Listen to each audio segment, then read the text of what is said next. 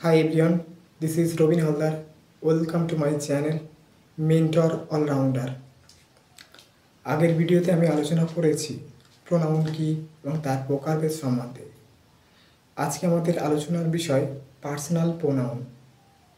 Personal pronouns কি না, ব্যক্তি বা বস্তুর নামের পরিবর্তে যে প্রোনাউনগুলি ব্যবহৃত হয় তাকে বলা হয় personal pronoun.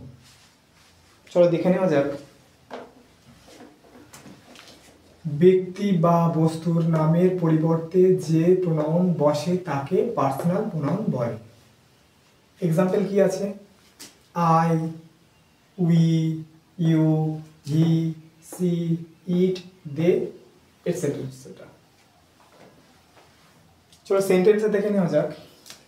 It is a good book. এটা হয় একটা ভালো বই।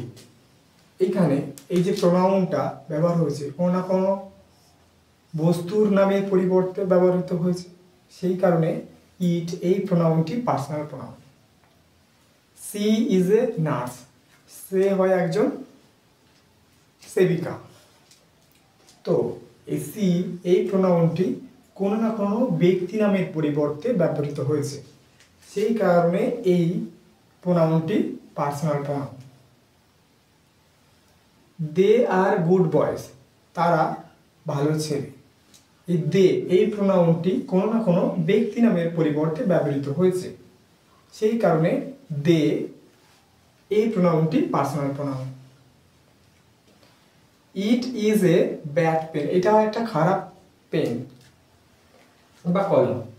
এইখানে ইট এই প্রোনাউনটি কোনো না কোনো বস্তু নামের পরিবর্তে ব্যবহৃত হয়েছে, সেই কারণে ইট ওয়ার্ডটি পার্সোনাল প্রোনাউনের উদাহরণ।